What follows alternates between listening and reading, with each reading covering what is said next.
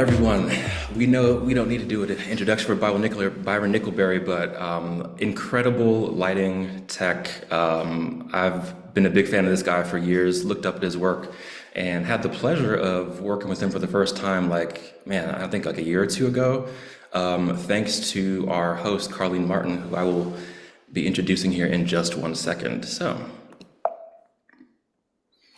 APA, a quick introduction to APA. So APA is a nonprofit trade organization built by photographers for photographers, offering business tools and creative inspiration. It helps photographers run a smarter, more creative, and more profitable business through local chapters. APA offers a sense of community, inspiration, and networking to reinforce the local photographic market. APA helps to keep our profession strong by advocating on behalf of all members to keep the photo industry dynamic, influential, and robust. So a few announcements and upcoming events. So this Friday, really looking forward to our private tour for the Black Arts Movement. We'll be meeting at 1:45 at the National Gallery of Art. Please be there on time. It's going to be a really nice tour. Our very first happy hour will be at Solace Outpost on Thursday, January 15th. The happy hour is always awesome. Hope to see you all there. And then January 20th, we have a 30 minutes with the awesome Peggy Cormary. And then our very first coffee break will be on Saturday, February 21st at the Roost, Cameo Coffee and Tea at the Roost. Please join. All right, now looking out into this crowd here, I feel like ProPhoto needs no introduction either, but we are thankful to have ProPhoto sponsoring today's event. ProPhoto provides professional lighting solutions and supports photographers nationwide through innovative equipment, hands-on education, and on-location services across the US. Their tools are trusted by photographers at every stage, helping bring ideas to life with consistency, precision, and beautiful light. Thank you, ProPhoto, for supporting the creative community and today's program.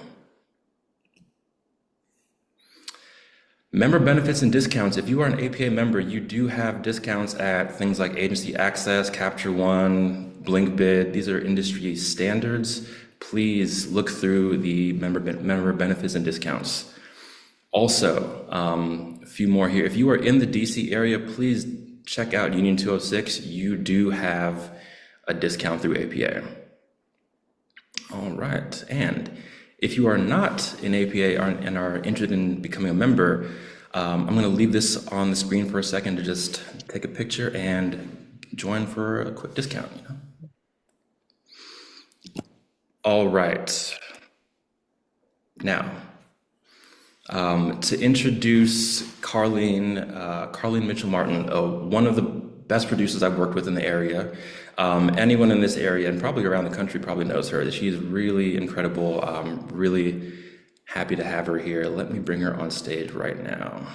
Oh, on stage. That's very exciting.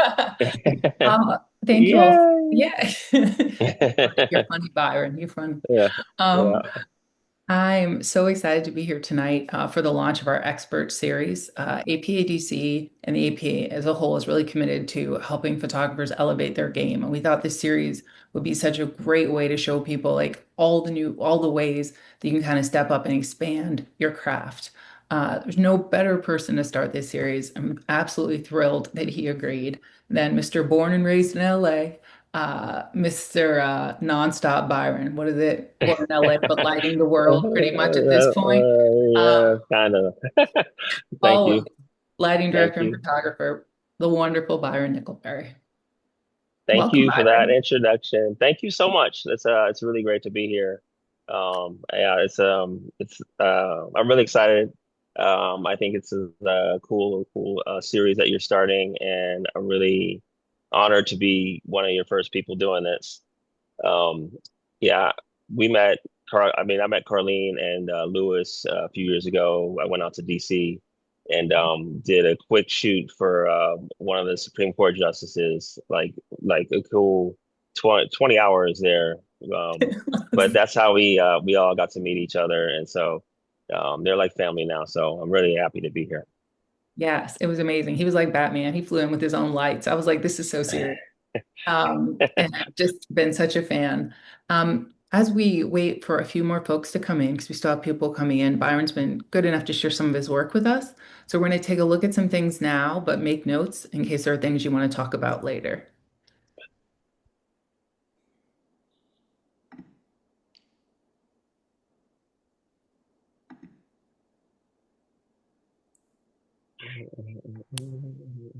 I know. I kind of want to sing a little bit. This is all lighting work, everyone. Just so you guys know, this is stuff that I've helped work creating the lighting for these specific jobs. Mhm. Yeah, lots of different cities, lots of different subject matter. But this is some of the things we worked on Yeah. I with love this. all these great photographers I work for as well. It's pretty much an honor as well to be able to travel and collaborate with all these great people that are here, and they're all their names are on these photos. So look them up, follow them. They're awesome. Mhm. Yeah, the scope of your work. And then, we've talked about how you travel and just flip from here to there, from this thing to that thing so quickly. It's amazing. Yeah, it's kind of part of it. I mean, it's kind of like the almost like the daily grind of it all. But it's taken a long time for me to honestly um, be able to work that all out in my head and my body. Doing multiple jobs on several times a week. Mhm. Um, but it's kind of the daily thing. But I've gotten to a good place with it now, and so it works out pretty well.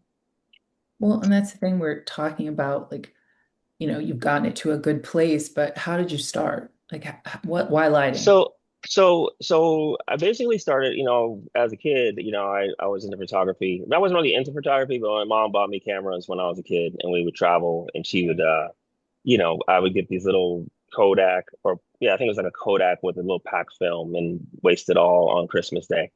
But anyway, then I did some stuff and learned a little bit in high school.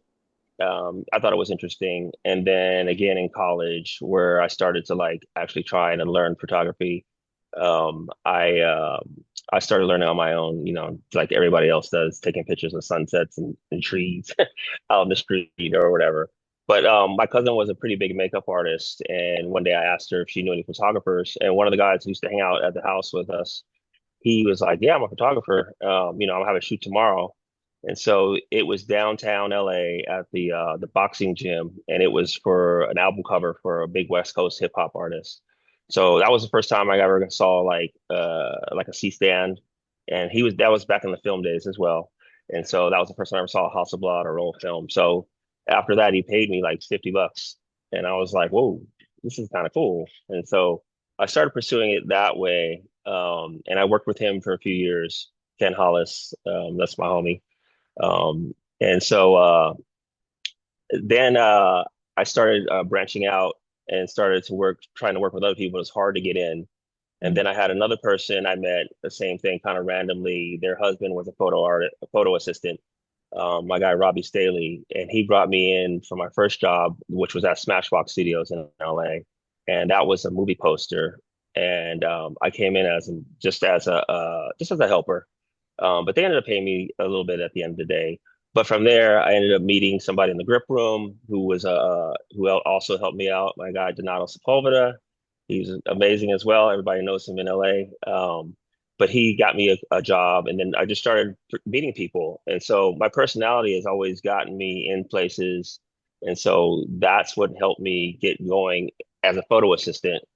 And again, when you start doing that, it's, you start at the bottom. You don't know anything really. And I remember showing up, I got a job for another one for ABC like studios where we shot like a lot of key art, which is like pilot shows for new up and coming shows. And I remember going to my first date with them.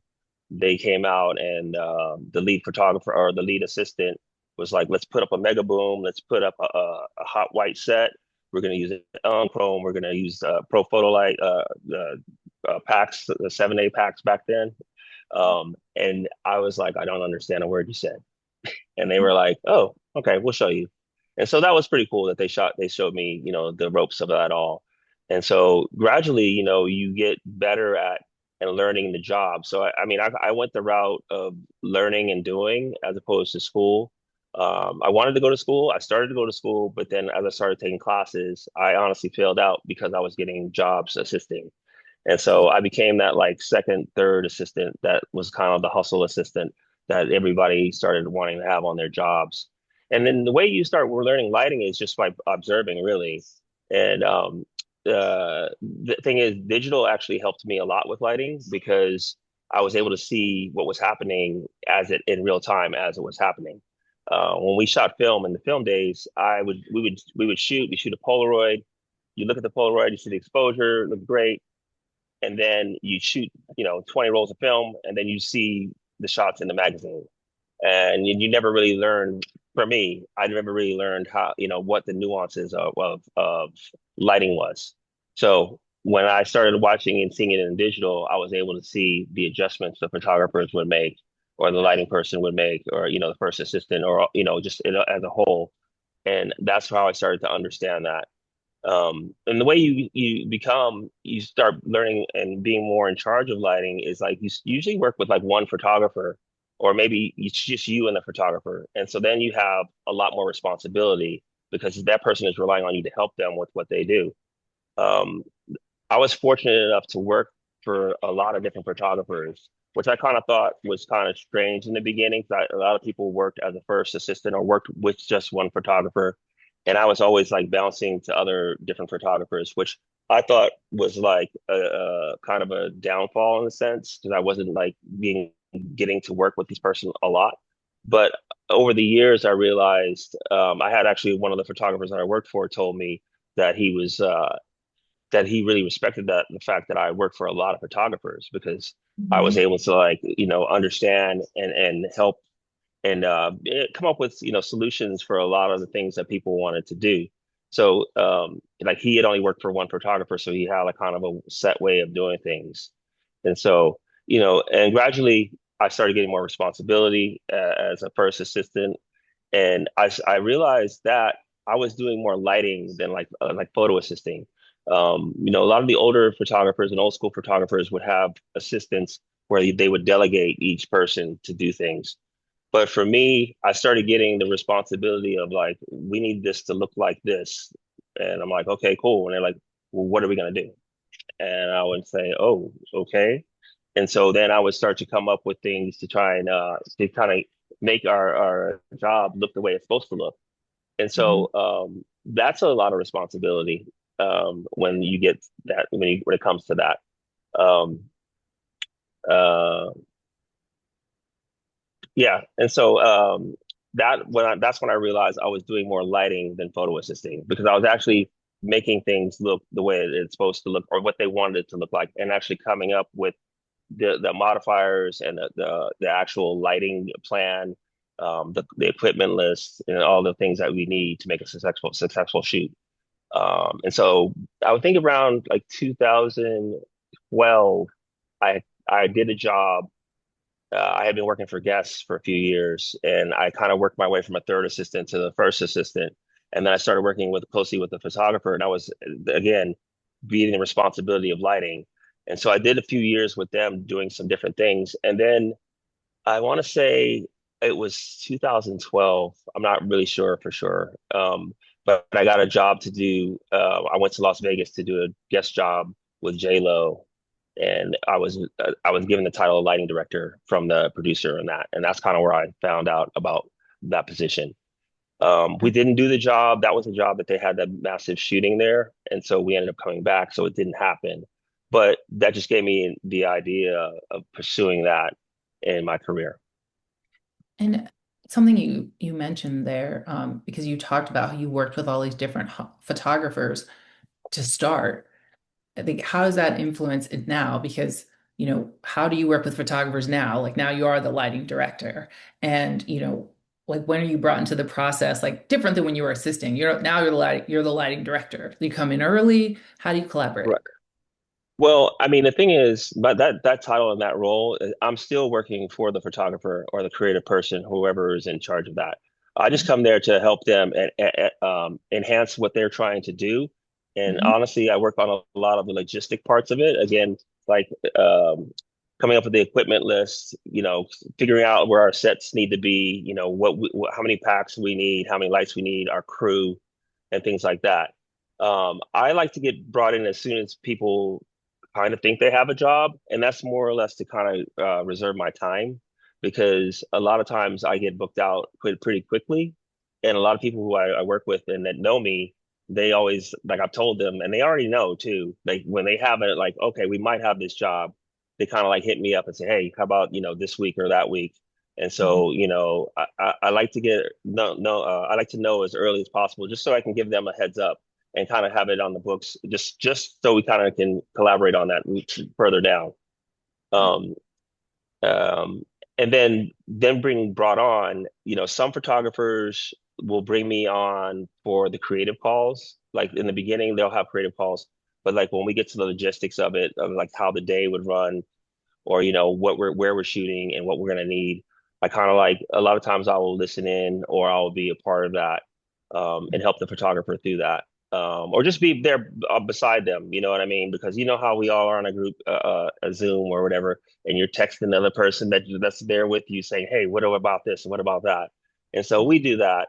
And so, I'm just there again. My role is to be the support for that photographer. And my attitude always has been, let's do a great job, so we'll do another great job together. You know what I mean? So we're all going in the same direction. And and honestly, my job is fun. I like to have a good time with it. I mean, coming up, my job was hard, and it was hard to the sense where photographers made it hard and they made it not fun. And that was just kind of the way it was back then. But now it's like, we get to do some cool stuff and, and enjoy each other's company and make some great images, and see some things that you would never get to see. So the job is like, it's pretty amazing for that. Mhm. And I mean, of course, like your attitude, your reputation speaks for itself. But for photographers who haven't really worked with a lighting director, like, what does it bring to the project? I hope we all know why lighting matters, but from you, Byron, why does the lighting matter and what does the lighting director bring to the project? Well, I mean, lighting is kind of everything, honestly. Everything. I know. I I was like, mean, it's in everything. a sense, it is. I mean, in a sense, it is. It just kind of like it just ties everything together. I mean, if you have a bad element in clothing or hair, if you have really interesting lighting, then that can actually kind of save your project. But um, the thing about it is that the stuff that we're talking about here is like there's a lot of commercial photography and a lot of like these movie poster vibes and TV show vibes. These ones are very specific. All the stuff that you see is like already it's already mapped out. Like they already know. They give you three or four options that they want to create, and we end up doing those, and then they'll pull from one of those which one they like. So that kind of lighting for things like that, you want to make sure that everything is, pretty seamless for what they want to do. Like in editorials, you can kind of be a little bit more creative, an editorial. So excuse me, for example, the more like movie poster commercial stuff like this, they'll probably have a deck with a picture like some of the stuff we have here for this Black Mafia. And they want it to look like that in the end. Editorial, you more or less get a mood board, and music too. Like I work on a lot of music stuff too, and you usually get like a mood board, and so it's more like a vibe instead of just this is how it's going to look. So you kind of just want to put it into a world where they are able to, be creative in that world. So usually, you kind of maybe have a certain color you want to use or a certain kind of mood you want to make. And we kind of like what I like to do is give the photographer a place to work within. So the thing is that it's kind of an overall set, so they can move within that and shoot. And then we bring in. I normally like I'll bring in something, just kind of like enhance the lighting a bit. So I end up Hollywood like hand holding a light. It's called Hollywooding in LA or in the photo world. And so this, for example, was this Rolling Stone cover with Nicole. We had the shot on the right kind of set, and Snoop walked in, and he went. We were going to shoot him in the main covers area first, and he decided to go over to this other our other set, which we weren't really set for. And I just grabbed the light, and then he sat down and like lit up right then. And then we got that one shot on the left. It was super fast. And then we pivoted to the silhouette shot, which was kind of part of our mood board. And it was such a quick moment, and just being able to do that. It was pretty amazing that we were just like in sync to do that. And Nicole killed that shoot. It was I'm really super proud of her. Mhm. Yeah, that was a good day. That was a lot of fun. It looks like a lot of fun. Yeah. Um, Speaking of that, like as far, we talked a bit about, I won't ask you if you have a favorite project. That's like picking a favorite kid, but something challenging that you would love to talk about or address or different. I mean, I don't know if we have it on here, but that one I just recent the excuse me, the recent one I did for Nike was a pretty great one. That's Yeah. the one we went all the way out to. I went out to Norway to do that. Actually, this one was cool too. We can talk about this one. This one was actually super challenging as well. So this Adidas project with Alexi.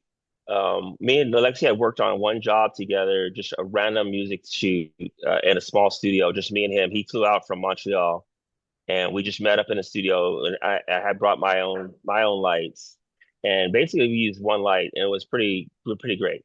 And so that was kind of his style. He has a very distinct style, and it's kind of like this moody vibe. And so for this job, we it's for Adidas, and the job came in, and I actually was on another job, and so I couldn't do all the days. I could. It was like 12. It was like Wednesday, Thursday, Friday. And so what I ended up doing, because I had a crew, they had these professional athletes, and so we ended up making a 20 by 20 box outside. It's basically a studio outside, and we made it and basically designed this whole box. So the box is here somewhere. There's another picture of it, but yeah, with me in the middle there. But anyway, we made this outside, and an idea just came out in my head, and we executed that pretty nicely because they had needed room to run and cut and do things. And luckily, I mean, we were very lucky because there was no wind, but it was a pretty epic build. And I had my guys Keith, Andre, and Kendall Pack with me and my DJ. And so this was a pretty amazing shoot. But it was super challenging because of that, because they also didn't have any budget. And that's always an issue, not an issue, but always a challenge, a hill to climb is dealing with some of these jobs is budget. But we made it work within that. And they were super happy about this. And like this shoot was all over the Adidas. And they used like, I mean, I've been on a bunch of shoots before, but I've never been on a job where they've used like, 25 images on their like thing, I mean, on their Instagram or whatever. Usually it's not that many, but they Mm. used it for a long time. And I was super proud of that one too. Now, Um, can I ask you, like, how long did it take to build that? What's the build it time? took an afternoon. So basically Okay. I was on another job that morning. And so we went and I worked on a job with my guy, Chris Patey, and we shot the key art for Survivor in studio. And so I had my guys start building it, and then I came across town in the afternoon and we finished it. So it took a whole day to build it, but like wrapping out, it was like a 6 hour wrap out. It was crazy.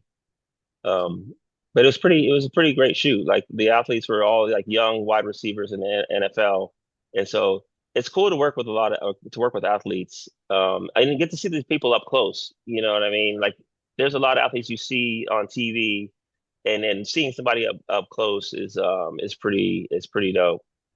Mhm.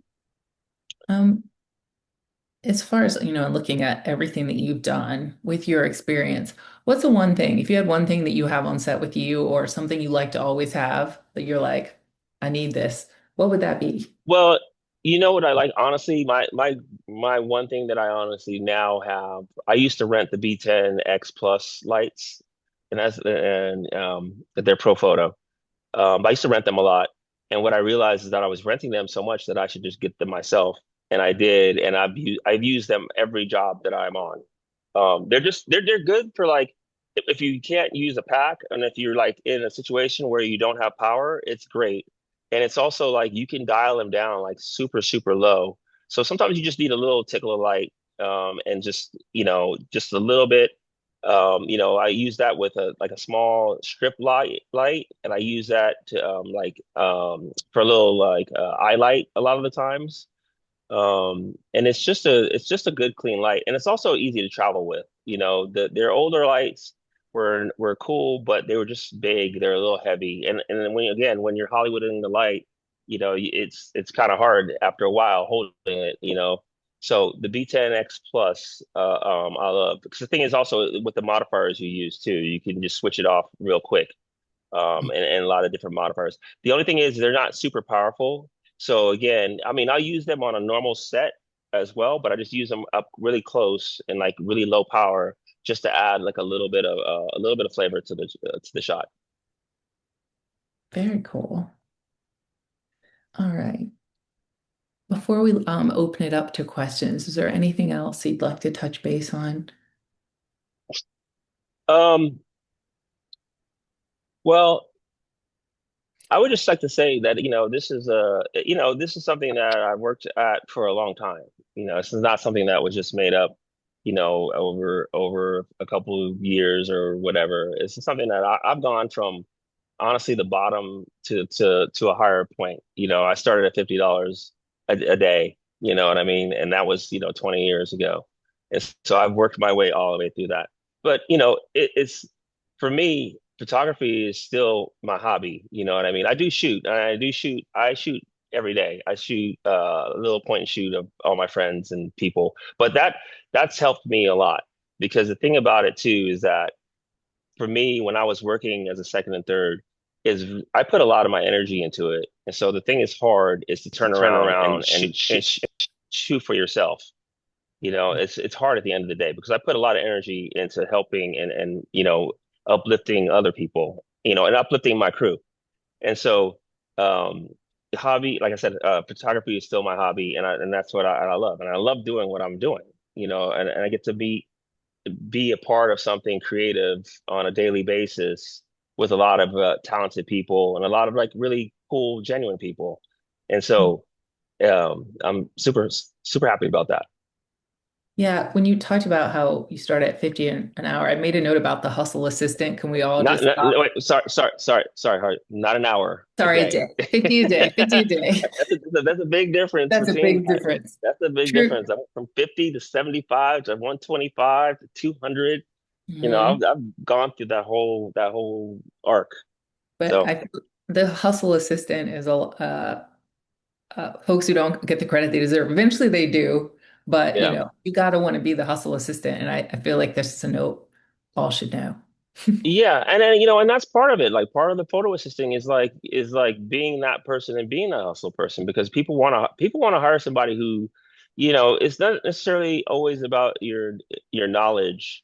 Their personality is helpful, but the thing about it is that you kind of have to like know your role. You know what I mean? And the thing about it is like we all want to be a photographer. We all want to shoot, and people come to jobs sometimes and thinking that that's what they want, that they should be shooting these jobs and things like that. And that's not why you're here. You're here to support this person that got this job, and you don't know why they got this job or how they got this job. You can know more than them. It doesn't matter.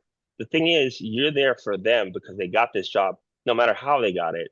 And the thing is, that's your role as it's on being on that team. And I'm a big team guy. You know what I mean? So like I have different people that I work with, but I also like to I bring on people for specific reasons. Like I would love to bring on everybody, but I can't necessarily do that. So the Mhm. thing is, the jobs that I do, I bring on people who I feel are going to be strong for these jobs.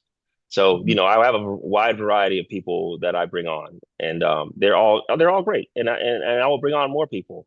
So yeah, Yeah, yeah, that's 100. That's like so 100% because I needed crew in LA. I was like, Byron, who you got? He sent me three killers. I yeah, barely I did a did. thing. All the work got done. I was like, this is amazing. The work is flying. Yeah. Well, I'm definitely blessed the fact that I've had everywhere I've traveled, I've met really great crews. Mhm. So I have crews all over the country. I have some crews outside of the country as well. and they're all family to me. And sometimes like I just did a job in Chicago and in Miami where I didn't get the people that I originally wanted, but I got new people and they were great. And the thing was, they also are now my family. And it's like you just getting to meet more people and bring them in. And so now my guys in Miami, flipping Brandon, they're going to be working with one of my friends this week. And like we just spoke yesterday and we're randomly talking about it. And so, yeah, it's a big circle made of little circles. It's pretty great. Amazing. All right, let's hop into these questions. Lewis, are you Okay. grabbing them or am I grabbing? I can grab them. Oh, you're talking, Lewis. I don't hear you. Oh yeah, so let's see. Let's go to the chat here. Well, actually, I did have a quick question while we pull these up, Byron. So did you ever like work in motion as well too? Like, did you like motion as well, or do you? No, I was a child actor. That was it. I Ah, did, I did a bunch of commercials when I was a kid. I honestly never got into lighting motion. I've done some stuff with stills and motion. I just never, I just never have gotten to pursue that like I would like to. I honestly, for me, I feel like photo to me is a little bit more creative, and it's actually it's also a little bit quicker and it's faster moving, and you could change something in an instant by just moving a light. In video, you put the lights there and the lights stay there. The way that I like to light, I like to be on the light. Either if it's on a stand, I'll move it and boom it and move it around. Or on a boom, or even just handheld or Hollywooding it. I like to have the light close and move it around. In video, you just don't do that. It's like everybody wants a wide shot. It's like, we can't put the lights there. It's like, it's got to be super wide. And it's like, that to me is, it's its own thing, but it's not for me. You know what I mean? I enjoy what I do. And like, again, I've definitely lit some stuff for video. But, photo to me is where it's at. okay, cool. So first off, I agree with you. I prefer stills quite a bit. So I had a follow-up question. So are you? This is a silly one, but are you team strobe or team LED or whatever gets the job done for you? Honestly, I am. It's whatever gets the job done. Everything has its place. But honestly, I'm a big strobe guy. The thing is, strobe is something that is very scary to people who don't use strobe. I remember when I started, I was, a daylight shooter like everybody else, shot all kind of stuff, always outside. And there's nothing wrong with that. That's the way you learn, and it's great. But it's funny, I bought strobes back in the day, and I still have some of my old strobes. I still use them. But I would set up a test shoot, and I would start shooting outside, and I wouldn't even go and shoot with my strobes. So again, learning strobe is it's really a fundamental part of being a commercial photographer or just a photography. You know what I mean? Like you don't have to master it, but you just need to kind of understand it and not be scared of it.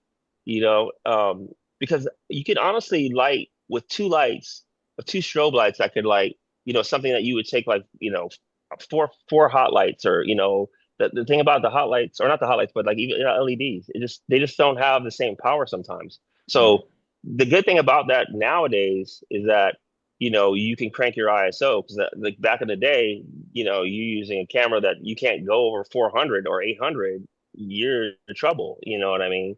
So I think that everybody should know how to understand and use strobe, because it's actually works really, really well. It's just a matter of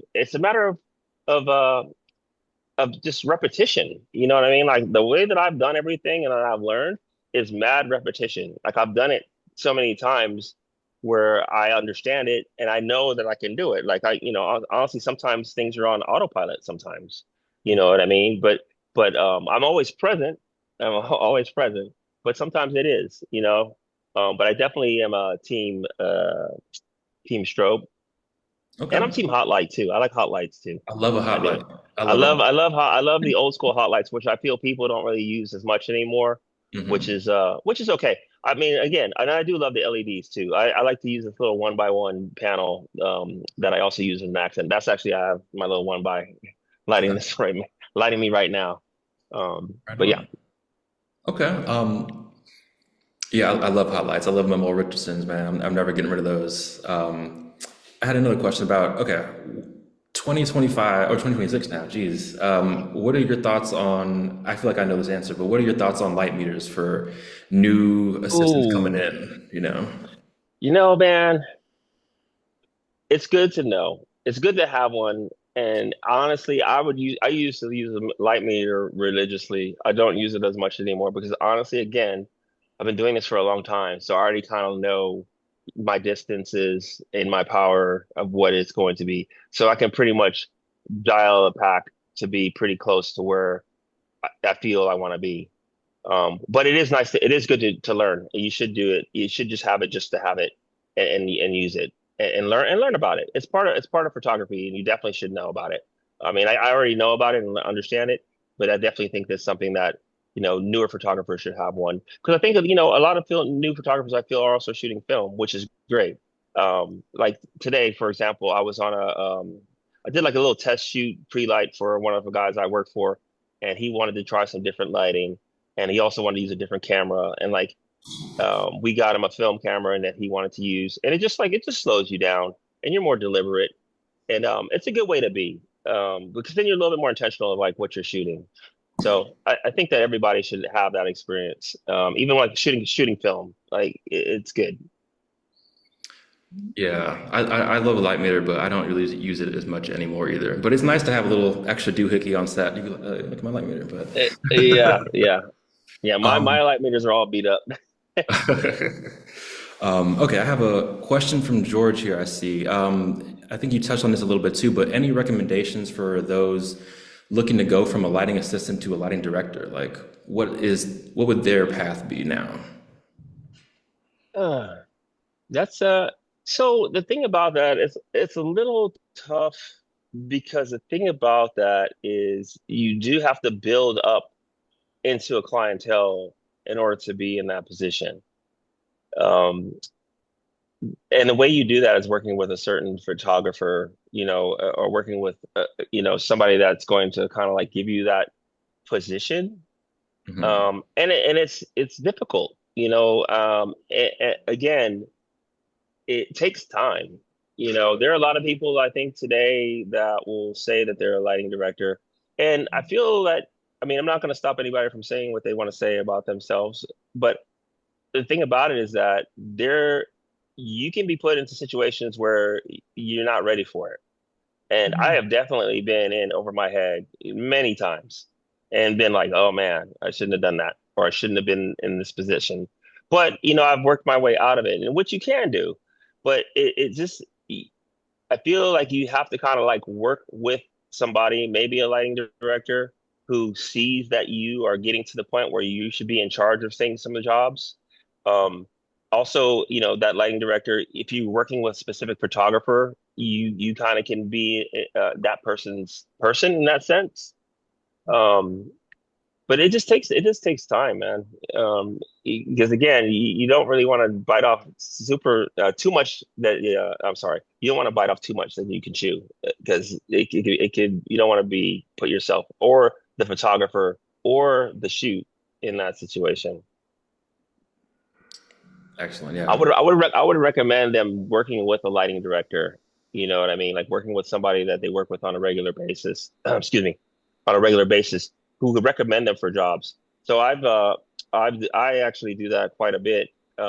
There are some guys who are actually that I work on my crews that are actually doing a lot of lighting on their own now, which is great. I can't even get them to work with me anymore.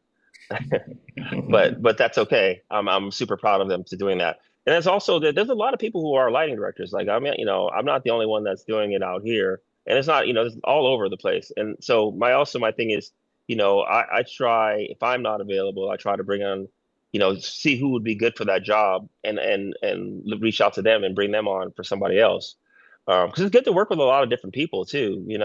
That's one of the like the beautiful things about working in this industry. is being able to work with different crews and different people and different projects. It just enhances your skill level, and and just in your net that you have out in this industry. Excellent, excellent. I have a follow-up to that too, because like you, as you noted, you work with a ton of people.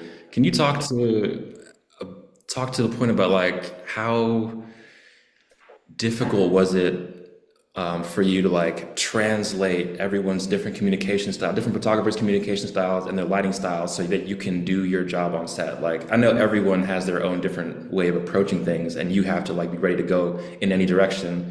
Can you speak to that a little bit? Um, yeah, that's again, that has to honestly do with a lot of repetition.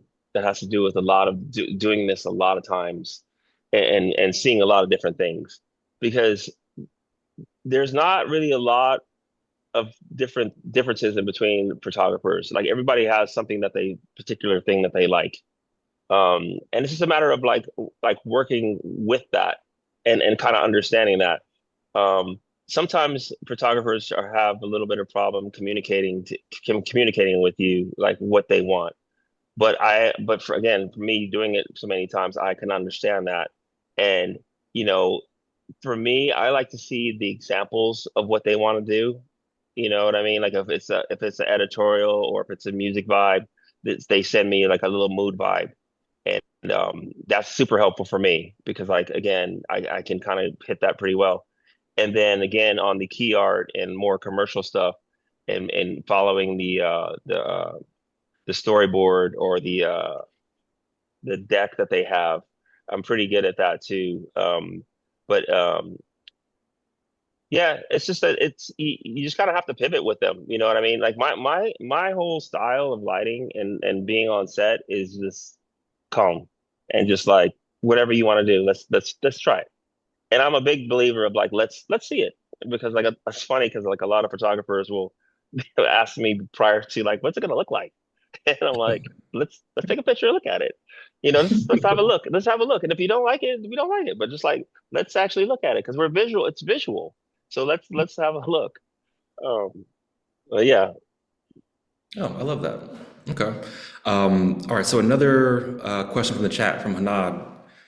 In terms of collaboration, what do you hate a photographer to ask you to do, and what do you love for them to ask you to do? What do I hate? I don't hate anything. I don't hate anything a photographer asks me to do. But what happens a lot is we will set something up and the photographer will set something up kind of going with what they want. And which I'm always trying to do. And we'll start, and like maybe the first two frames we'll shoot something, and then we'll go, and then they'll be like, "Oh, well, let's just adjust this and do that and try to do this," and we do that, and then we go there and we do the move again and try something else, which is always fine.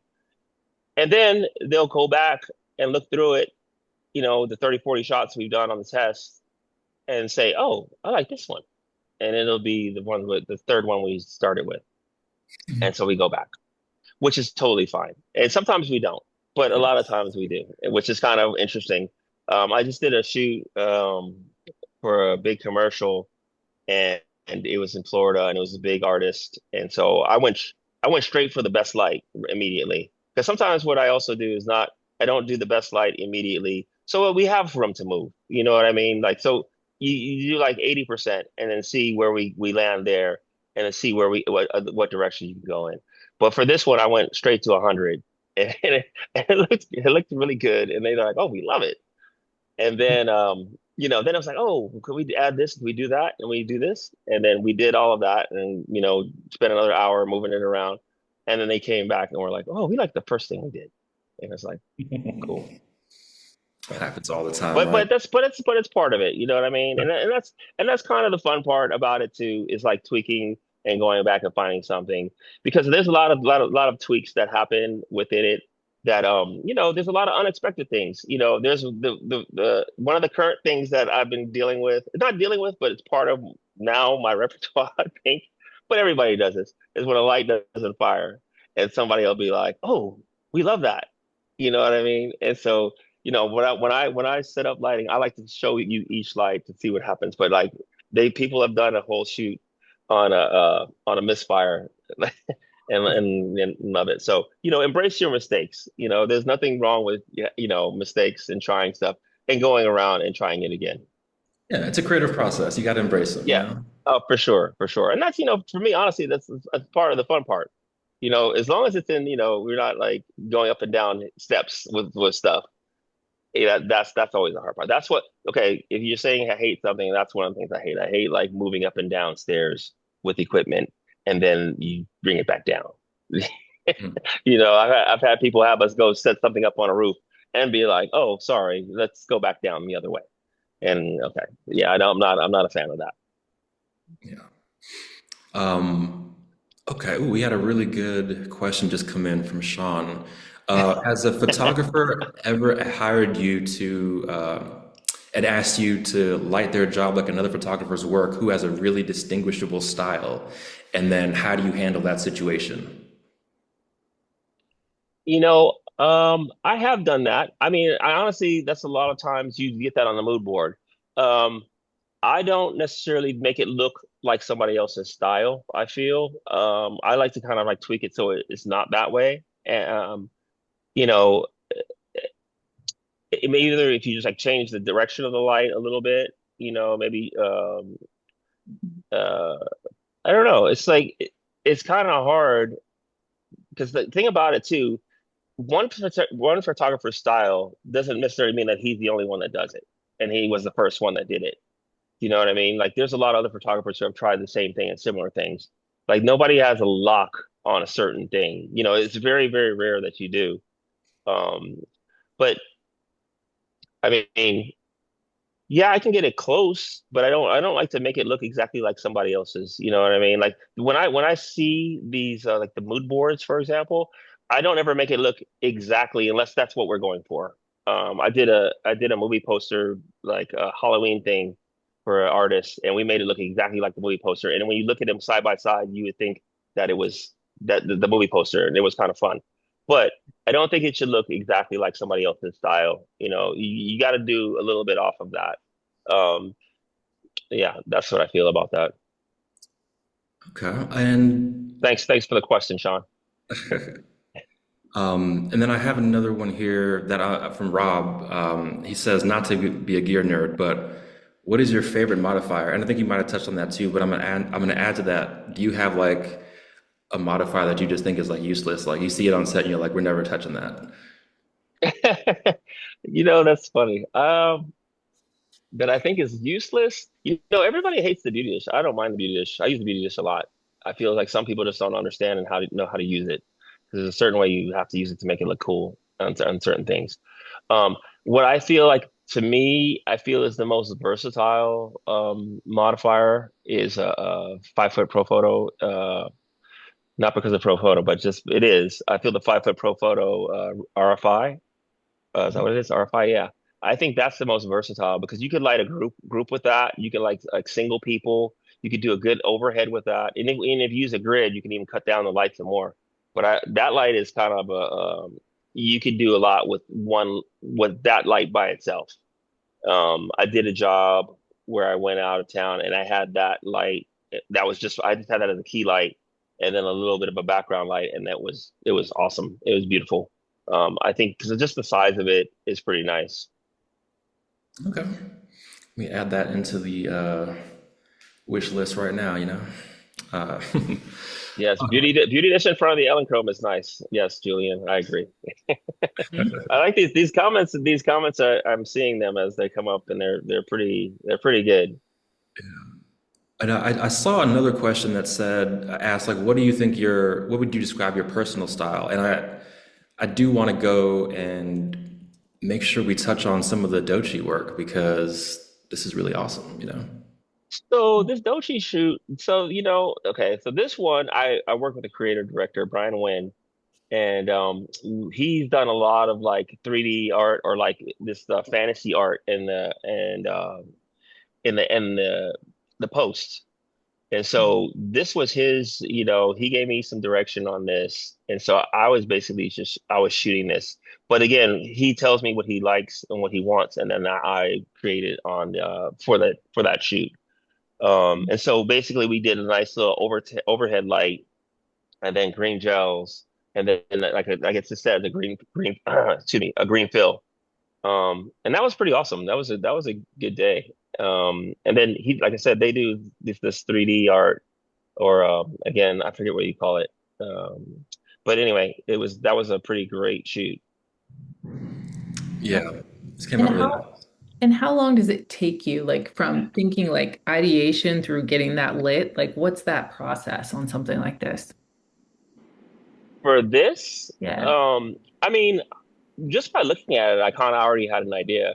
That's one of the things I feel that, is one of my strong points is that I'm very, again, from doing this for a long time, that I'm very quickly, I can do things pretty quickly. I've worked in like really small spaces and I work with like zero time. And Mhm. so one of the things that I pride myself on is that I get the set when we come in, we get our set. I mean, we do it all together. If it's just me, it's just me, but we get the set done pretty quickly. And that's one of the things that I'm not sure if a lot of people do that because I've kind of heard different things. And I did a job not too long ago, a few years ago for Levi's, and I went up there and we got there and then we had to build two sets inside of a small room with a lot of equipment.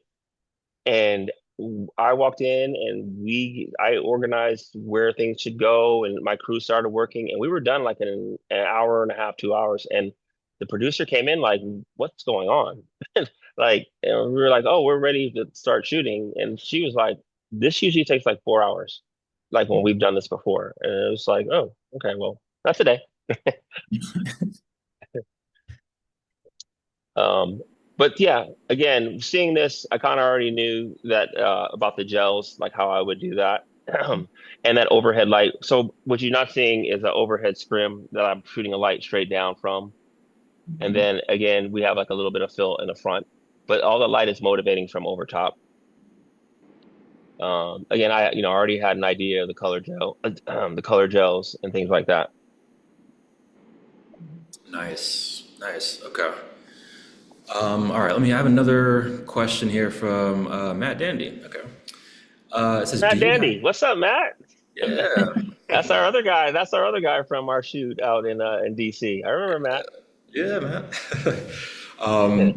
See, do you have an example of a small tweak on set that made the biggest difference in the final product?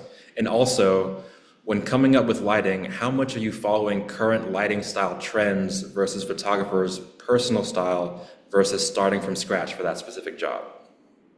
Man, that was a lot of words. Yeah, I Let me can. find. We can break that one up. Let's break that one up. What was the first part? So, do you have an example of a small tweak on set that made the biggest difference for the final product? Small tweak on set.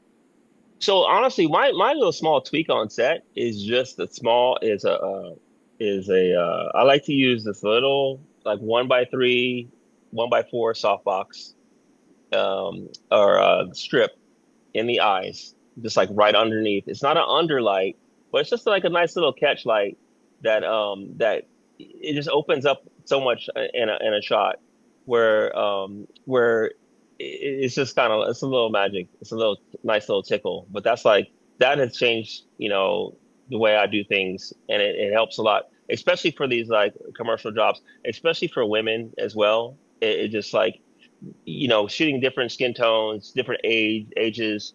You sometimes you just need a little bit of fill, and then and that little kick of light helps tremendously. Um, that's a pretty basic one. I can't really think of offhand of something like that, but I can talk to Matt on the side and let him know. Okay, all right. I mean, honestly, I honestly, again, don't go crazy, but I don't mind talking and meeting people online and through Instagram and DMing and talking about these questions. I kind of enjoy that. It just takes me time to get to people sometimes, but I do appreciate everybody that's here. It means a lot to me, you guys to come out and take your time to come and listen. It just shows how cool our industry is, and that I'm very thankful for that. Of course, man. Let me see. Oh, okay. Here, let me see. This is part two of Matt's question. When coming up with lighting, how much are you following current lighting trends versus the photographer's personal style versus starting from scratch from that specific job? So honestly, I don't really follow a trend. I don't. I mean, I've never really followed a trend unless somebody asks for it. So my thing is always, it's not my. It's not. Excuse me. It's not for me. It's like, what is the job? You know what I mean? Like, so for example, we're shooting for People Magazine. People Magazine is clean light, no shadows, for a cover, and that's what you do. I remember we were shooting and doing some test shots for that, and the light, I did like the side light, and it was really cool looking, and our tech was like, "Oh man, I love that." And I'm like, "Well, we can't use that." And he's like, "Why?" And he's like, "I said it's People Magazine. Like they will never use that." And he's like, "Oh, yeah, that's true." And so, all of it is relative to whatever the job is. So even the photographer style. Sometimes, the photographer, even though you have a style, you don't necessarily always get hired for your style. You get hired to do a job. You know what I mean? So your style will probably translate more to a music vibe or an editorial vibe sometimes. But when you're doing a commercial job, you know, you can have this cool, moody, colorful style, and then they want it to look clean or like shape light or in black and white or whatever. And that's what they want. They don't want you to do it like your style. It doesn't matter. And I know that frustrates some photographers, but it's part of it. You know what I mean? Like you get the job for a reason. They might like your style, but that's not where they hire you. They hire you to produce these images that they want. So that's an important thing to remember, because like I've been on jobs where people have gotten frustrated, like, oh, this is not how I shoot. And it's like, well, they hired you, and so are you just going to walk off this, or are you going to do what they want? So it's a part of it. Mhm. What else is here? Uh, I was looking at some of these questions too, Lewis. Um, see what else we have. Oh, this is interesting. I thought, I'm like, how do you stay fit? You know, I this is work from out. Brian to hold these, I yeah, work out a lot, and I work out a terms of lot. life. I Hmm. work out I work out like, 3, 4 times a week. I play soccer. I had an injury this past October where it put me in a boot for 2 months, but I still was working. Yeah. I would show up to work. Yeah, I thought it was my calf, my Achilles, but it wasn't as bad.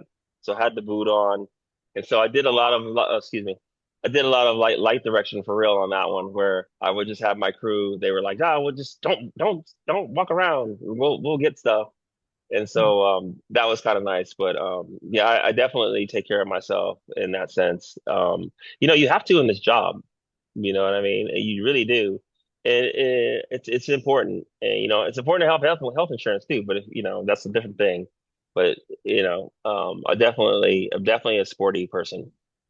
Yeah, it's very demanding. Just Well, what you it do. it's it's demanding, but I also, the thing about it too, now more or less sometimes in my role, I don't. I mean, I will always pick up stuff and do stuff, yes, but I also my crew, they are also pretty fit, and they also, look out for me, and they also are like they're all ballers, they're all fit and just handle stuff, and it's great. Like when you have a bunch of pros working with you and Mhm. you just like you say one thing and you say it and they just jump on it. It's pretty great. Mhm. My girl Natalie right there, I see she's one of those people. She's amazing. And Lewis, do we want to touch on AI? Yes. Yeah. Abhishek had a great question of like, Byron, what are your thoughts on AI and how it will affect the industry, especially for people starting out? You know what? Honestly, I haven't really thought about it. I'll Mm. be really honest with you. The thing about it, my AI experience has been people have used AI with me to give me examples of what they want to shoot. Mhm. Um, so they do a rendering. I did this big prime energy drink thing, and they sent me renderings of AI, and it was cool. It was helpful. It was definitely helpful. Um, but honestly, I don't really play around with that too much. I just kind of like I don't know. Maybe not. Maybe I'm being naive by avoiding it. I just kind of don't haven't had to deal with it on that level yet. Everything is still, pretty going pretty strong to me. I feel it's different for everybody. Again, I'm fortunate for what I do, but yeah, I don't really think about that too much. Okay, fair enough. Oh, here's from one from Brianna. Is there a dream project or client you have yet to work with? Uh, mm, uh, a dream client, dream. I've been teased with it a couple times. I just haven't had a chance to. And I don't even know if it's really a big deal because I'm a big soccer player, but Messi or Ronaldo, one of those guys, they're superstars. So, I've been teased with Messi a couple times. I just wasn't available. Ronaldo never, but it would just be cool to see those people like it live and up close. I mean, I did that thing just recently for Nike with Erling Haaland. That was pretty great. I'm an opposition. I'm a Manchester United fan. We lost our coach, our coaches, our team was in shambles, but still, that's my team. But anyway, so I got to see him up close and personal, and that was pretty awesome to see somebody on that world, big of a world star, is pretty huge. Like I'm more into athletes, I feel, than music artists or celebrities. Athletes I think, are pretty special. Okay. All right. Well, we'll do just a few more.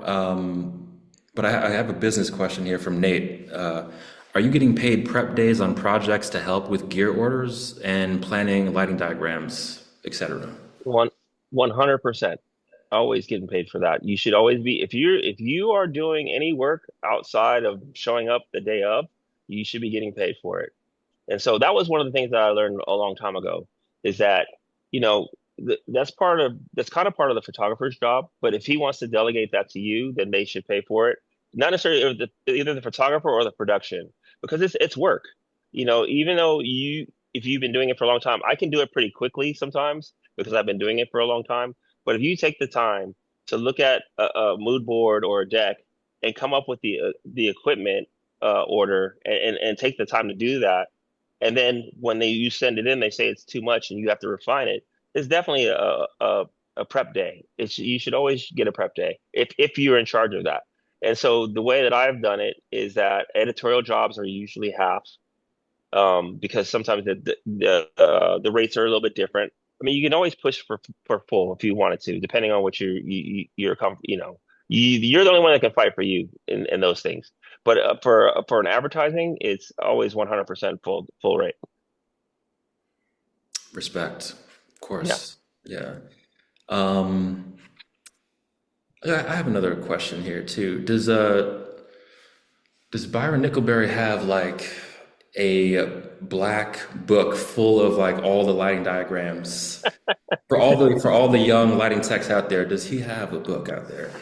Let me tell you, you should definitely make a little black book of your lighting diagrams. I personally do not. It is all in my head.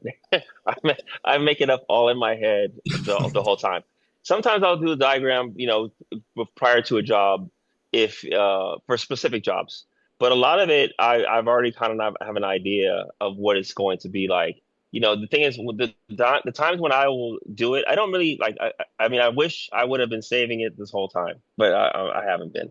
But um, the ones that I do make diagrams for is when you do key art and like, for example, you have 4 or 5 sets. That's really hard, especially with the amount of gear that you're using on those jobs to put it all in your head.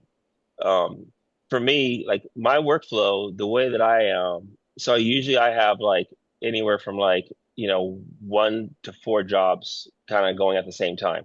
And so what I've figured out in my mind is that I have a big circle, like a clock almost. And then as the clock goes, one job follows behind it kind of slow, and then the next job follows slow. And then as it starts getting, closer to that job, it starts spinning a little faster, and this one spins a little faster, and then another job will come by, and it's coming slowly. And so as the job, starts shooting, that job slows down because that job's already like handled, and then the next job is spinning faster.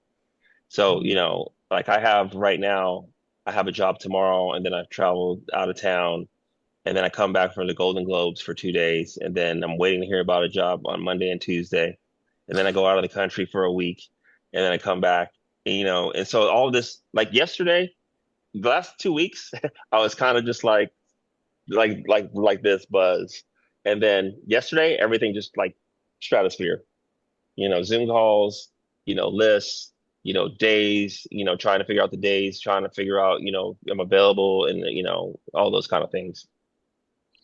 Mhm. But if you want, you should definitely make a little book of your diagrams, of your lighting setups. Because then it's good to go back, you know what I mean? Like there are definitely times where I wish I would have done it, but I feel I generally remember everything that I've done, my lighting setups, not necessarily other lighting setups that I've worked on with somebody else. I kind of like, don't really care for that. Okay. Oh, and actually, Sean had a follow-up to that. He said, "Is there an app or for lighting diagrams, or do you just like do it old school and draw it out by hand?" I do it old school. I'm an old school guy, so I would definitely do it by hand.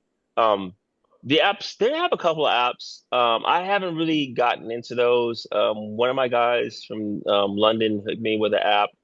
Sean, I'll try and text it to you. But I'd rather do it by hand. It's just easier because the thing is, you got to go in there and find the little, the little emblem or whatever, Mhm. and some of them, like the one that my friend showed me, it wasn't like you couldn't just put like an octabox and then a small strip and then a reflector. You know what I mean? So it's better to do it by hand, I feel.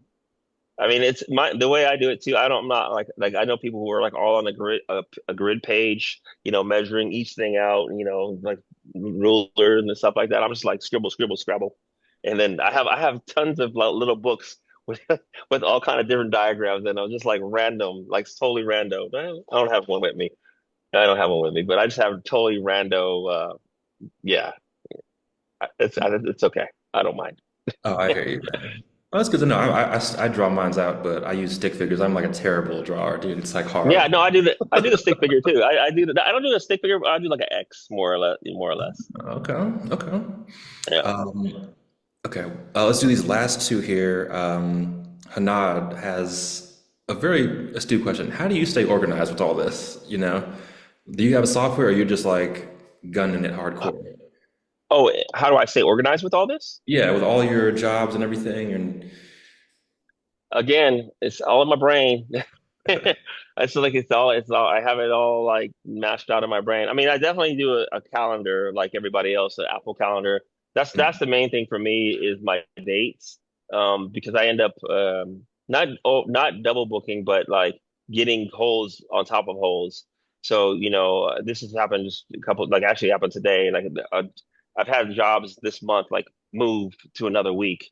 And so they kind of jumped on another job and jumped over it, and I didn't write it down. And it's like, oh, so that's the main thing that I need to stay organized.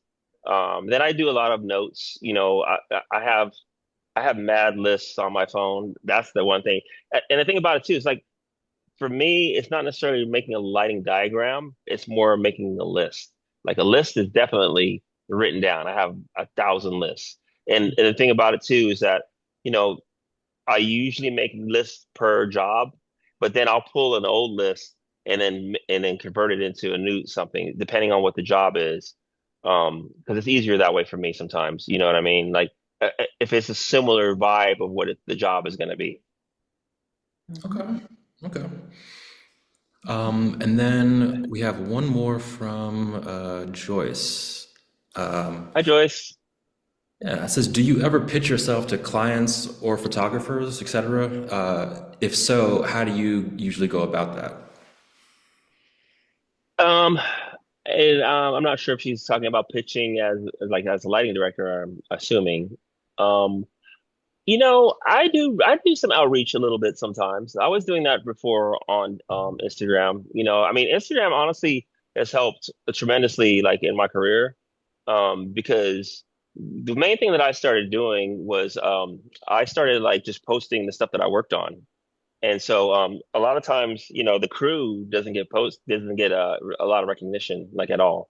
Especially back in the day, you really weren't getting any kind of recognition. So what I would do is post what we worked on, and then I would post my team, and just the photographer, of course, but my team, maybe production, just kind of the basics. And so from there, I started doing more stories. And the stories, I think, they both get some traction here and there, but I started getting a lot of work, or a lot of interest and a lot of people reaching back out. And so, I would also, if I see somebody's work I like, I'll comment on them or send them a DM, especially a story. A story I feel is the easiest way to like contact somebody because people kind of look back at that and see who comments on it, and so I do the thing where I'll do either a comment or just like a clap or a smiley face or something, just to let them know that I saw it. And I think that's a good way to just kind of like get the ball rolling with some people. Um, I definitely have gotten a lot of people that have hit me up um, later, like when they've gotten a bigger job, just for that support. Which I'm always down. I kind of I love doing that. I love helping people with a job that maybe they haven't done, just so they have somebody there that's like has their back, and that's somebody that is. I'm not. So my thing is too is that I'm a photographer, of course, and I do get shooting jobs. But the thing about it is that I like my role. I love my role. I love what I do because being a part of these jobs. So the thing is, I'm not ever mad about not shooting it.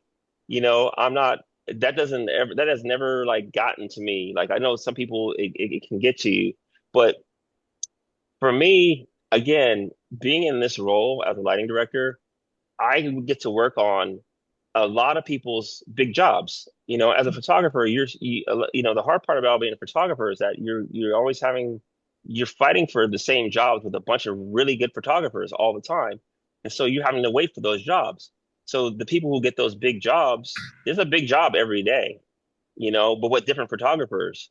And I get to work on those jobs, not necessarily every day with the same photographer, or different photographers, but I work with different photographers every day. So that keeps me busy doing something like that. Yeah.